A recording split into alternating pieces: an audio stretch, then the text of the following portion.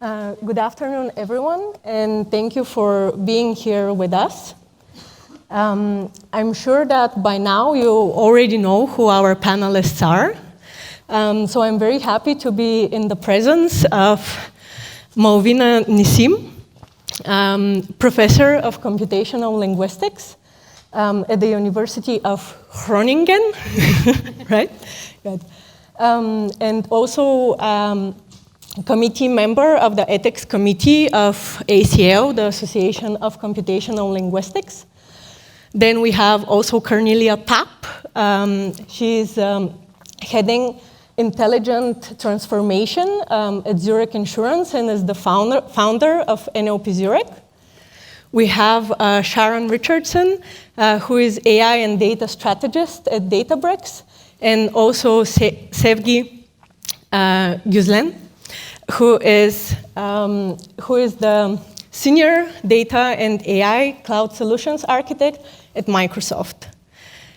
So without further ado, let's talk generative AI.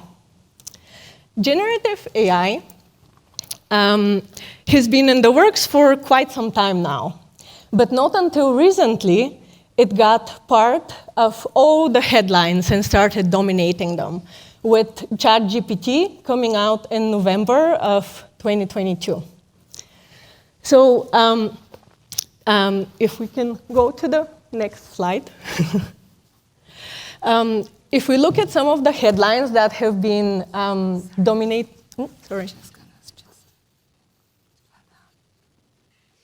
Thank you. If we look at some of the headlines that have been around the internet, we can see that there have been large companies who have done massive investments in the technology.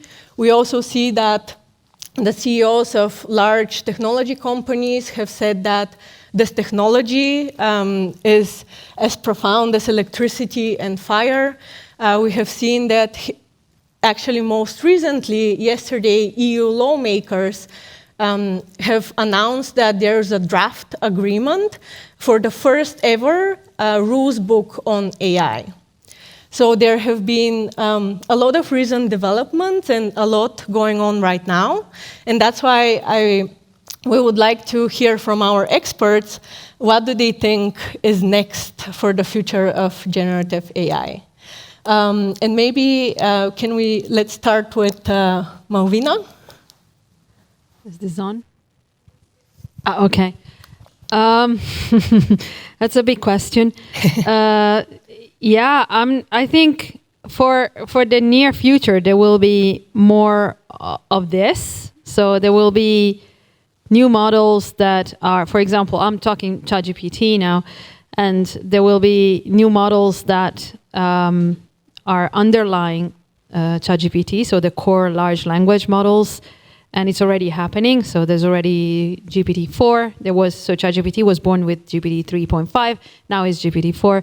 And what I see next is a lot of fine-tuning and specialization of these models that will be done.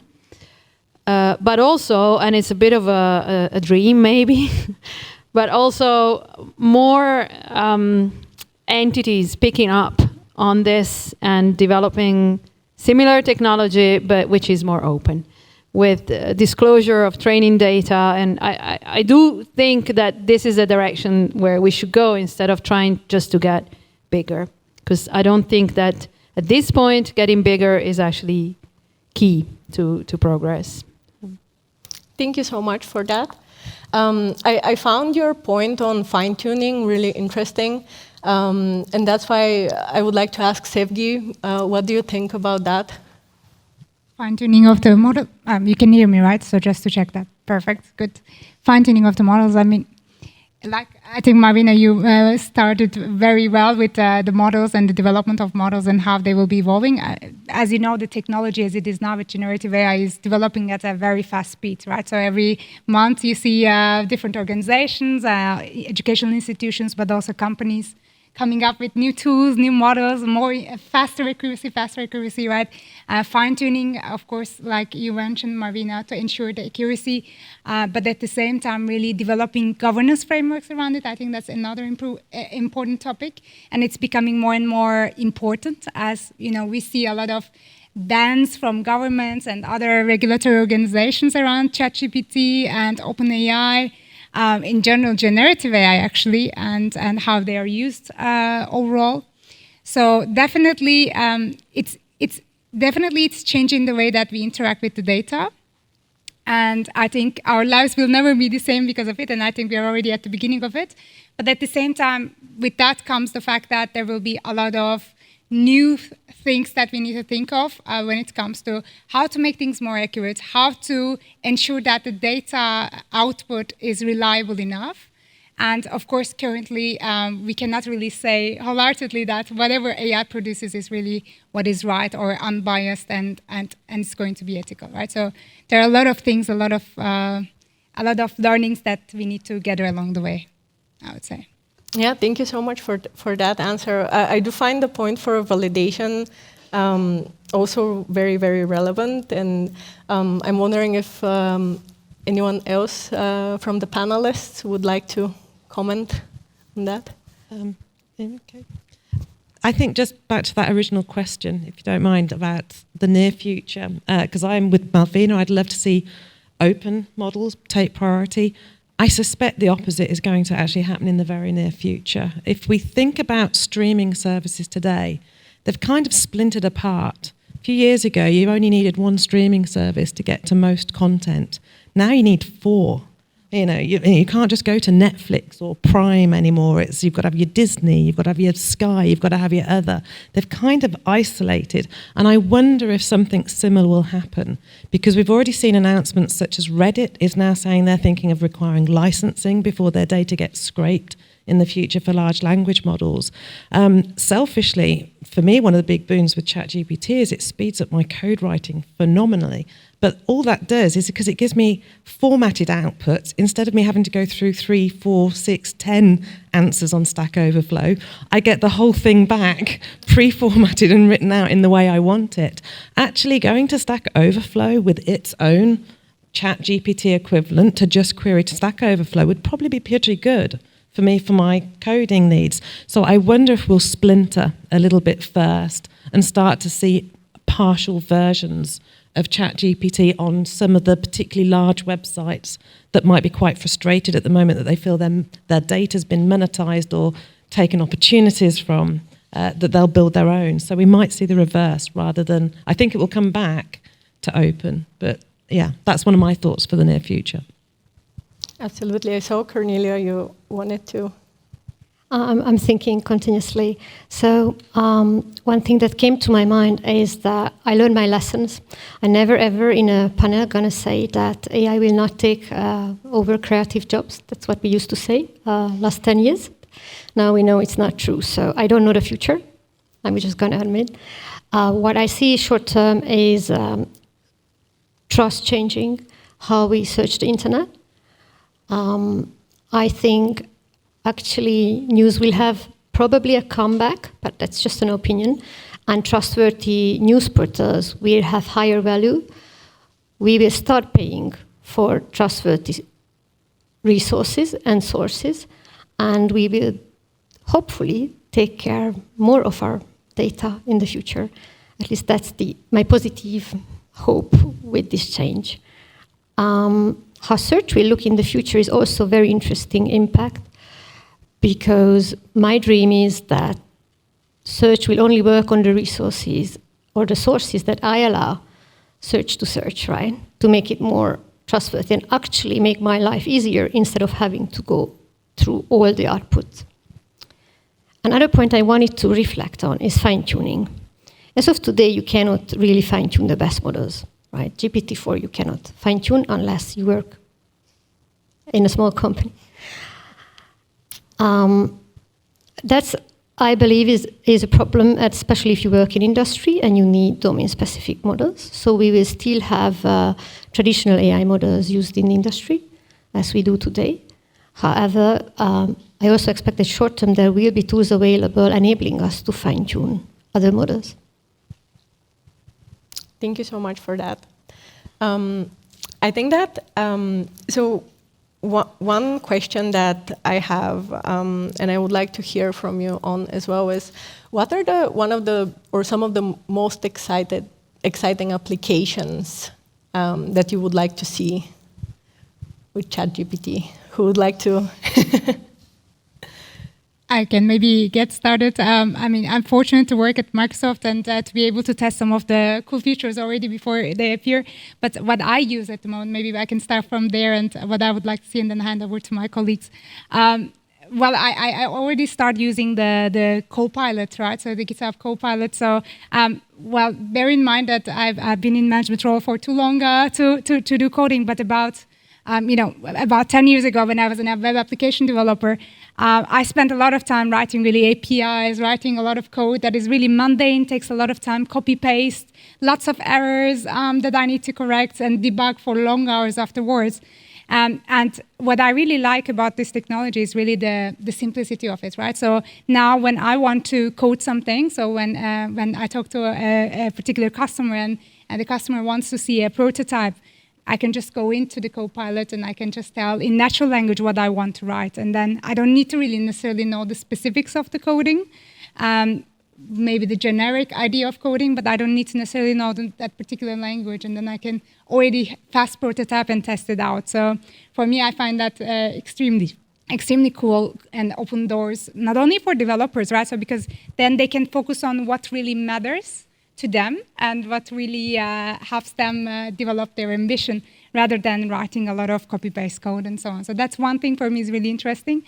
And the other part is really around that I use a lot now these days is really anything and everything around, creating PowerPoint. Even last week, I had a late night and Migros was closing 10 minutes before, and I needed to cook something, and I just put a recipe to ChatGPT, a couple of recipes to generate me shopping list for the weekend for me to cook and so on. Like even in the personal life, I think there are so many things that we do that we spend so much time on that can be automated and that can be really improved, fast-tracked using generative AI. So these are the things that I really use quite often. And being open to the general public just out of the box is definitely a game changer, and it optimizes our lives a bit as well. Exactly.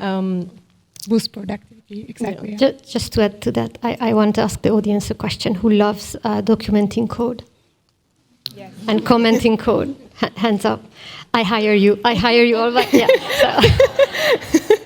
But sure, it will definitely help with that. Also, as a researcher, I didn't like writing papers. Let's admit, it's going to be easier for everyone. We don't know exactly how, but large language models will help with that. And everywhere where you need the summarization, where you just want to be a lazy engineer, I think the potentials are huge on the, especially on the summarization part. I see a lot of potential, to be honest, or any product connected to summarization, and it's even a fairly safe product solution. Yeah, well, as an academic, one of the things that I love most about it is that it can take away from me some admin tasks. So you write a few, we need to write sometimes these very long reports. You need a few bullet points. That's it. And then probably at the other end, they'll just take the report and ask to summarize it in a few bullet points. So I guess we could just send each other bullet points. That would be it. But one thing that I think it's interesting, so to me, is still, these are really language models still, and we shouldn't really use them for facts. So sometimes I really hear this thing and this search will change. I mean, it will change if we integrate it into search, but we can't use these models for search. I mean, they haven't learned information, they haven't learned facts directly. They have learned facts and information as a byproduct of having learned language from a large amount of data. So I think we need to be a little bit careful with that. So in terms of everything which is done internally, like taking a text and summarizing it, or taking multiple paragraphs and summarizing that, is excellent. So I see the application there very strongly. And in a way, also in terms of writing papers, I actually very much like writing papers, weirdly. But I think it's also maybe, it can create a good, more level playing ground for people who are not native speakers of English and are excellent researchers, but struggle a bit with reporting on it. And, you know, the native speakers have an advantage. And I see that with some PhD students who are super skilled, but really struggle. And it doesn't mean I think they will not learn, as long as we try to use it as a tool to also learn how to write better papers in general. So I see a lot also in the academic field, in those areas, I see a lot of advantages. I think just to round out that question too, an area that I think is exciting in particular is watching different fields being stitched together and seeing, for example, going to a text input and saying, come up with an interesting 3-course meal, and then that being fed through to DALL-E or Stable Diffusion or wherever. Okay, generate what that might look like, and then generate the shopping list, and then send it through to the store. This stitching together across different tasks, I think, is very interesting, but also fields. Somebody might previously have been a musician or a writer or a painter, and now all of a sudden, what new fields will we see? Because actually you're very good at expressing music with words, not necessarily in poetry, but how they might sound. So I think that, you know, really thinking further out, what new, interesting, creative fields might we see arise by this blending of very different fields together in this sort of continuous flow that we generate. I think that's really exciting. I think that as data scientists, we are used to having this goat truth and validating with that. How would we validate generative AI? With itself? No, it's an issue. So with working with generated output even before, of course, I mean, before the big deal now, of course, the gold evaluation and the gold mine of evaluation is always human judgment. And then we try to come up with automatic metrics that will correlate at best with human judgment, because, of course, you can't use human judgment in development. I mean, it's too much. So you will use it at the end. So you will use then automatic metrics that you know that correlate. And recently, for example, we have used ChatGPT as an evaluator of generated output by some other model, and it works pretty well.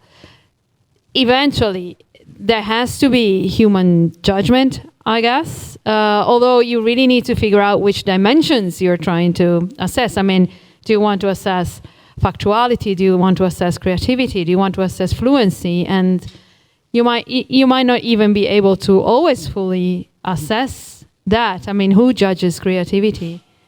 And it's not that we, as humans, are always like this objective. There's a lot of subjectivity in generated language, and it rightly so, I find. So evaluation is always a tricky part anyway. Yeah, it's a...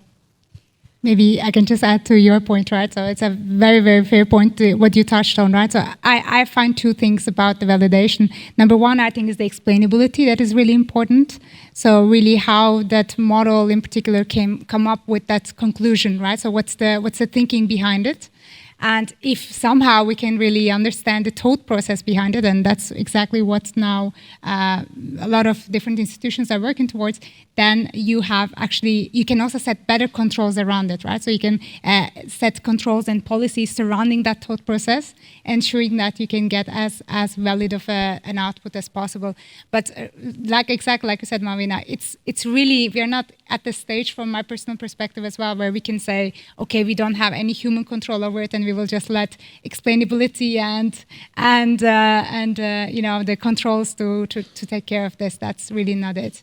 And the final point I want to touch on, based on what you said, was the responsible AI part, right? The responsibility perspective, ensuring that the data is unbiased, ensuring that it's whatever output is, it's ethical, right? So and these are the things that, of course, as researchers and also as companies, we've been working for a really long time. And I think these needs to be carefully implemented on top of generative AI models as well. and making sure that whatever that is produced is good for the particular organization, but also good for the world, right? So that would be my take on that. Thank you so much. I do think validation will be a challenge for every company. I work in an insurance company, and we have a lot of unstructured data. So one way to actually convince people working in insurance to use these models is to ensure that these models we can trust. And this is not an easy challenge for anyone. One way we are addressing it is actually showing the sources where the output is coming from and ensuring there is always a human in the loop, actually, an expert human in the loop making the decision. So that's one way to overcome the shortcomings of these models. But I think there will be a lot of research done that we can also reuse in the industry in the future. Yeah, and just to round out, I think back to Malvina's first point, I think this is why open models will ultimately win out, because any kind of generative AI that's being used that can have an impact on an individual or on society is going to have to be explainable and accountable in the future. And open models over time and again are the ones that innovate and enable that to become possible.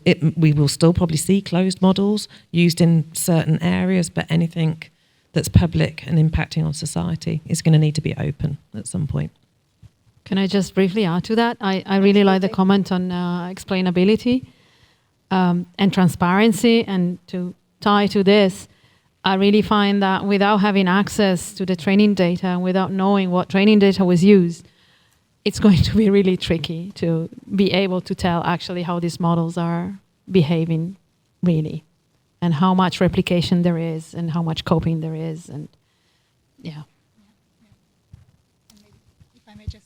I absolutely agree, right? Because specifically, I think the bias and in general, these responsible AI concerns can come at any stage, right? So it needs to start from the data, like as it is with every AI model, even not just generative AI, that it really starts from the beginning, making sure that the data is unbiased, making sure that you can validate the data, that it's accurate, it's trustworthy, like Corinne has mentioned as well.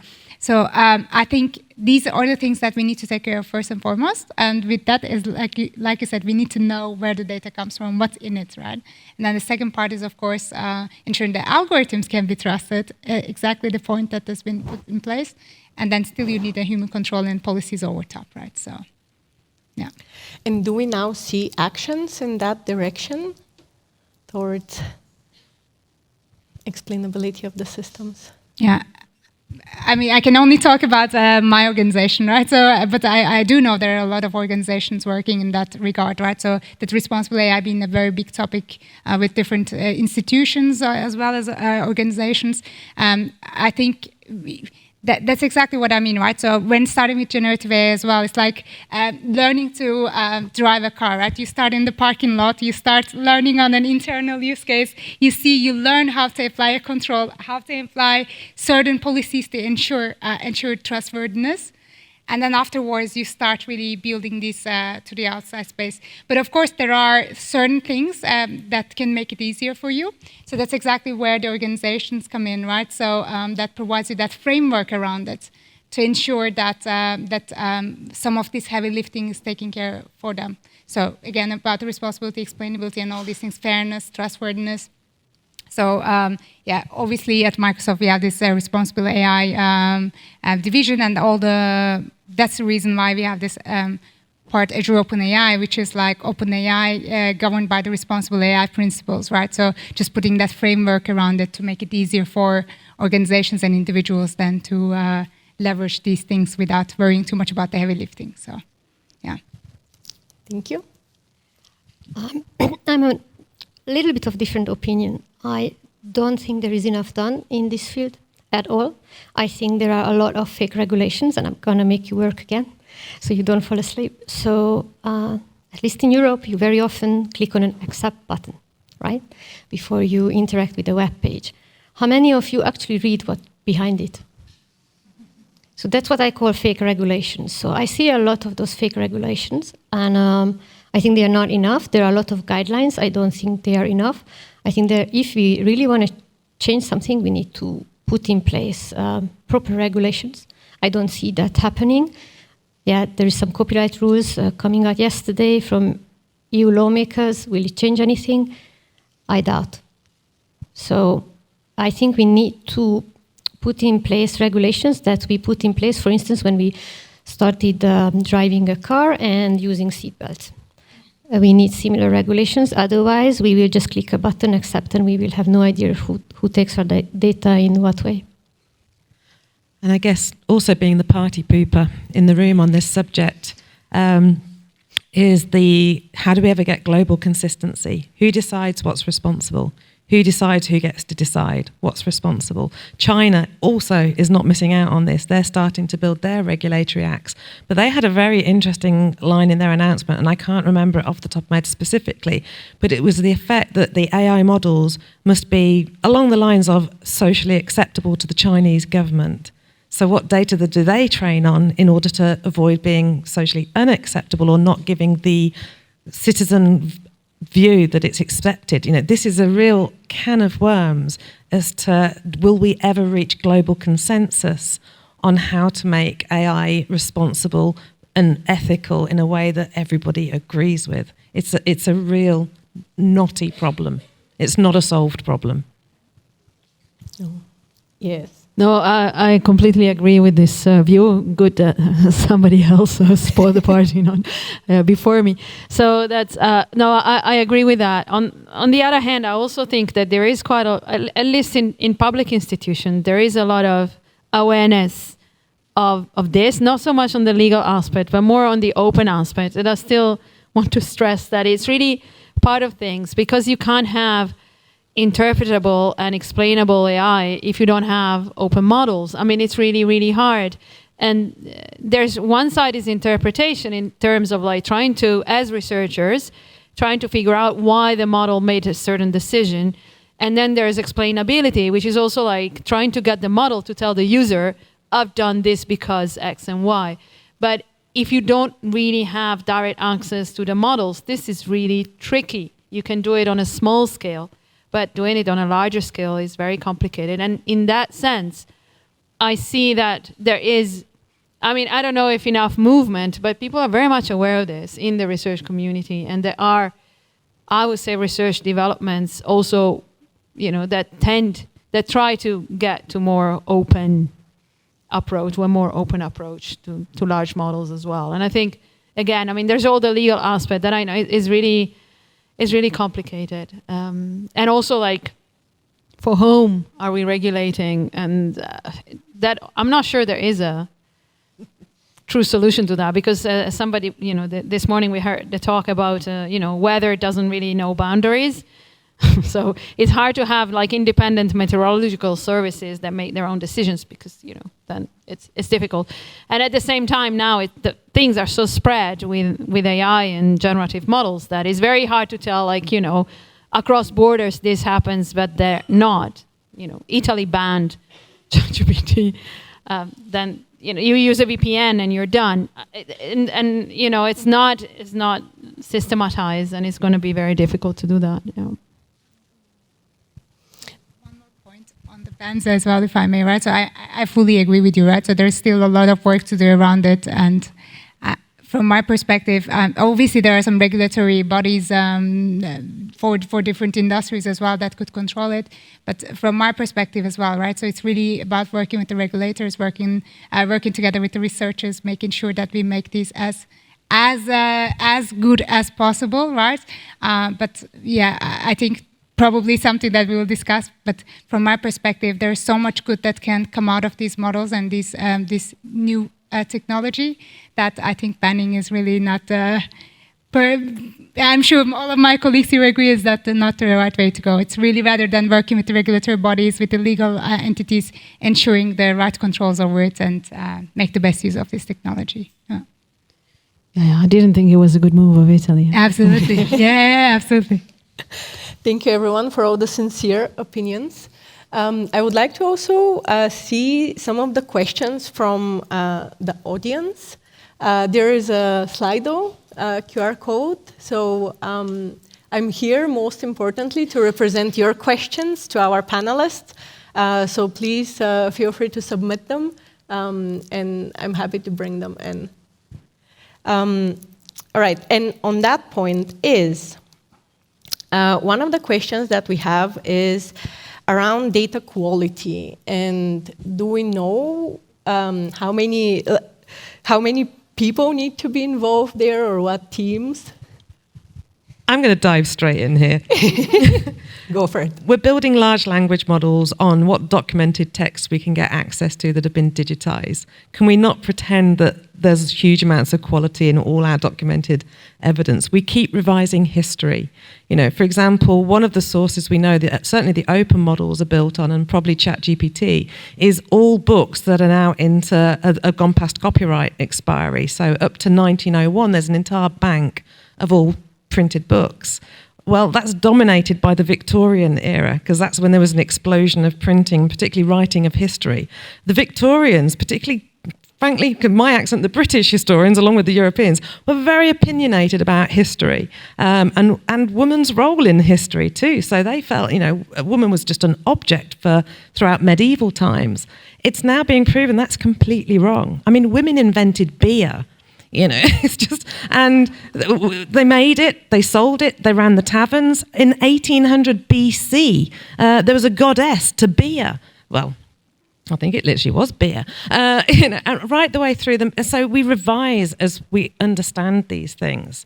So when we're talking about data quality, we have rubbish data ourselves. Most of the knowledge in our head is rubbish data. Just it's got poor quality. So we're holding these models and AI to a standard way above we hold our own experts.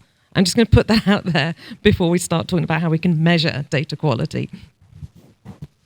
What are there other opinions? Well, that's that. I think it explained very well, yes. Well, no, I'm very torn on this aspect, because I think, again, quality is only like for a small portion an objectively defined concept. So who decides what's good quality and what's bad quality? And I mean, of course, if all the language models are mainly based on concepts that come from Victorian like descriptions, or Reddit, as I was also talking about that. That isn't very good. I mean, we're only representing some slices of society and some portions that are incredibly like small and really do not represent everyone. But then, how do you represent everyone? And what is acceptable data and what is not acceptable data? And then, should we erase? I mean, what language are we trying to represent? Is it nowadays language, and whose language? Because you also don't want to erase completely all the historical knowledge that was about the conceptualization of women in the Victorian era. It doesn't have to say that this is how the language models should output language according to, but on the other hand, we also don't want to just forget that existed. So it's usage as well, and then who should these language models represent? So to me, that's actually a gigantic research question. It's not, I don't have an answer for that. So quality has many aspects, and of course one aspect is where the data is coming from. Better, good quality coming from Wikipedia or comments. We all know the challenges as data scientists.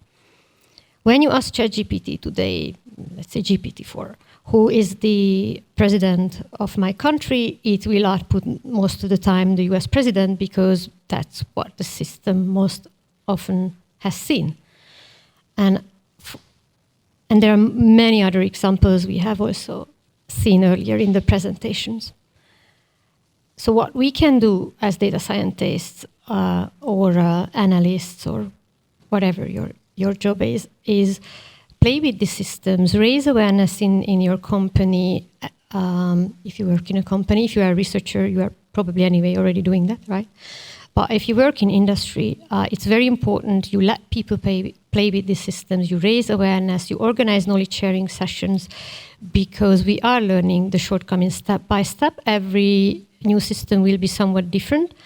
And I don't think we can change the data quality that's coming in. I don't think we will be able to stop or should stop the development of these models. But what we can do is learn and raise awareness and understand the limitations, but also understand where we can leverage these systems and where we should definitely use them.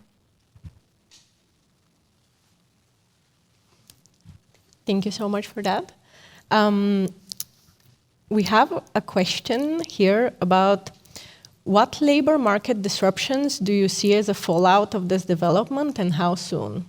And Kornelia, I would like to start with you because I remember in your introduction you said that you're contemplating the future and also just waiting for AI to take over your job. Oh yeah, I did say that, right? Yeah, yeah, I remember now. So I started doing pottery just to have a, backup role for the future. I really went through all the options that I would enjoy to do, and I landed with pottery. But I still enjoy my job very much, and there is a lot to do, so I'm not so worried at the moment.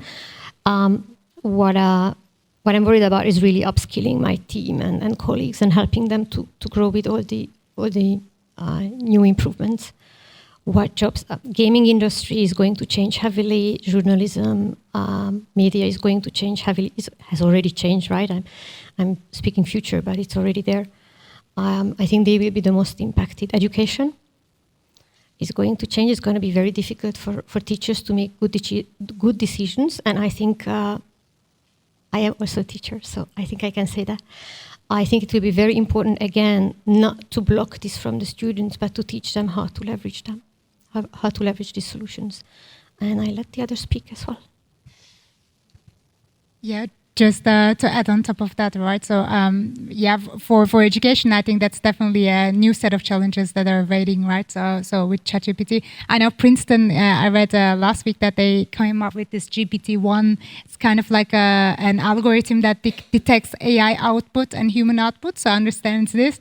And the teachers were really happy and motivated to use that because they wanted to understand how to differentiate. But then on the other hand, there's the other aspect, right? So imagine a scenario where you want a student to write an essay and ChatGPT providing the outline of it, and all of a sudden you really have this framework that the student can build on and that can really spend time researching different aspects. Or you can create personalized learning plans, right? So, I mean, for a teacher, for instance, to have such an aid to create personalized material to, foster the education of the individuals, I think there are a lot of opportunities, right? So, and the way that I see, coming to your question, actually, Nina, is really, we need to think about these technologies as an aid, right? As something that is supporting us to develop certain solutions, because the domain knowledge will always be relevant and important, right? And AI is really not in a state where we say that, okay, we can easily, just taking an example, right? Because we're in Swiss Re, underwriting, for instance, is a process that takes very long time. It's a lot of manual, mundane work. And but you cannot really replace an underwriter with generative AI because you need to know a lot about the specifics of the particular industry, particular domain, and you really need that knowledge to then control, supervise that model or the output of that model, right? So, and the way I see is really that the work will become more interesting, and that we will really be able to leverage generative AI to focus on things that are more impactful and more productive. So that's the way I see it, yeah. I just have something to add briefly about the education part of things, because of course in academia, as soon as ChatGPT was out, we were called upon as the experts, like, can you please tell us what we should do? And all teachers were worried, and I was a little bit honestly disappointed by the reaction somehow, which was not very conducive to actually leverage this opportunity that it's there now. And it was this assumption that students would cheat. I really didn't like the narrative at all to start with, but I can see that teachers will have to revise the kind of skills that are expected of students. And of course, it will depend very much on the learning goals. If you have to learn how to write an essay with argumentative structure and so, you can't just let ChatGPT write it for you and that's that. on the other hand, you might use it and leverage it for other purposes that are actually instead conducive to your learning goals. And I think it's a challenge for teachers on how to embrace it.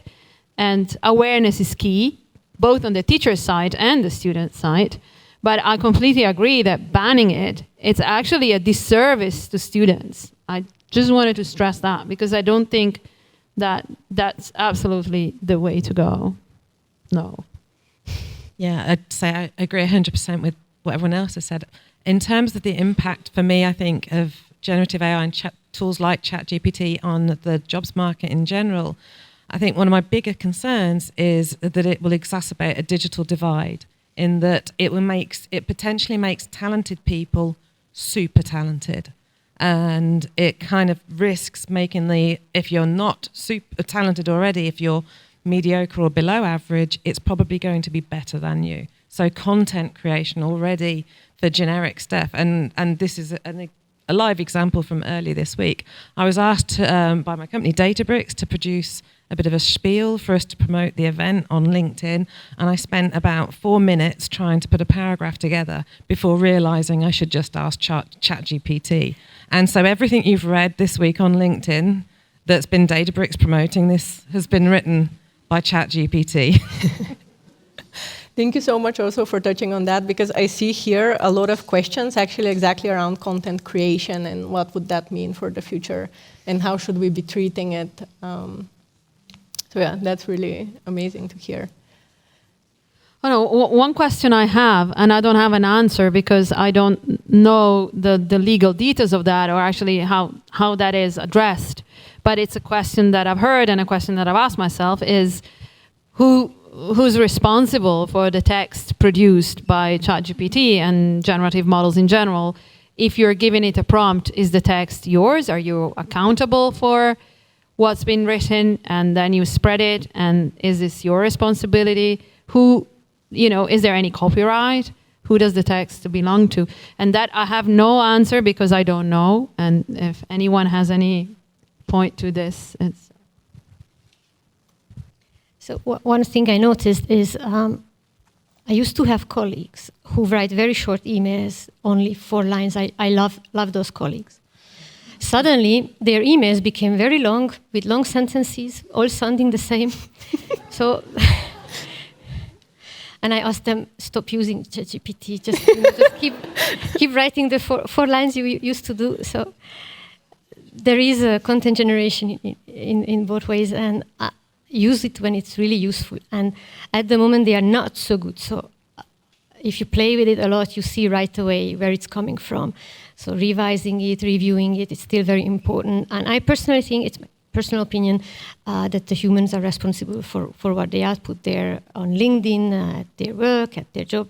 But it's really my personal opinion. Yeah. I agree. And also from compliance perspective, right? So it is indeed that the output, the validity of the output or the output copyright belongs to the person who generates it, right? So not necessarily to the model, but to the person who generates it. And I just want to add one more comment on both of you, what you said and also what you just said, right? So these super productive humans, I think that's a very interesting topic, right? So it's these males as an example, right? So of course now the expectation of the workers or the employers increase, right? So all of a sudden you're supposed to be more productive because everything is available to you. All of a sudden you write all the emails using generative AI, and for the people who actually don't adopt or are the slow adopters, then all of a sudden they cannot produce at the same level of productivity as the others. So I find this actually... You cannot, sorry? You cannot read it automatically yet. Yes, exactly, yes. Then you're not productive. Sorry, just interrupting there, but has anyone seen the cartoon that's been going around where on the one side somebody's using ChatGPT to generate the paper and on the other side they're using ChatGPT to summarize the paper? Of course. Yeah. Thank you so much for your time here and for your insights. I would like to ask you one last question, each one of you, which is if you are to give one takeaway that our audience can take home, their companies and their day-to-day, what would that be? I'll go first. It's just the genie is out the bottle. It's as simple as that, and you can't put it back in. It's back to that point about, is there any point like Italy banning it? I think it's good that it raised awareness, but it's like the pause. Unless the whole world agrees to pause, there's no point because somebody won't. The genie is out, so we have to deal with the fallout from that. Good, there'll be great things, there'll be amazing creativity, and we're already seeing it, but there are going to be some serious consequences too. So up and down, that's technology for you. It's us that will make it good or bad. Yes, exactly aligned with what you say, right? So I think there's no way around it. We need to learn how to live with this technology, and we need to learn how to use this technology all together as a society. And well, one maybe takeaway to follow up on this is really, please have a look into prompt engineering, because there are so many cool use cases and so many things you can do with this technology. And I think it all starts with providing the right input and right context for the model. So that will be my take, yeah.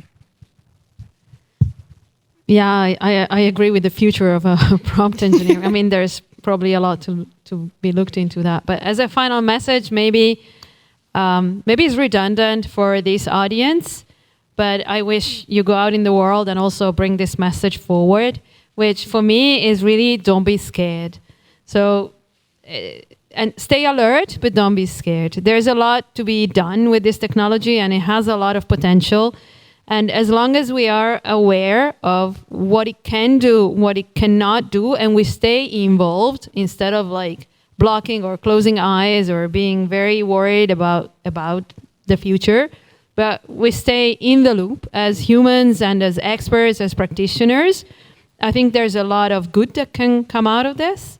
And we should tell people who are less experienced and non-practitioners that they have a big role too in the language that they produce online, in the way that they use it, in the way that they read the news and they react to hype. I think awareness really is key, and we shouldn't be scared. We should be positive. Embrace it. I will not close with a technology moment, because I would like to still focus on that we are all humans, and I want to encourage all of you to enjoy technology, have fun with it, but still stay human and talk to each other, because that's when the spark comes. Thank you so much. It was really a pleasure to have you here as panelists.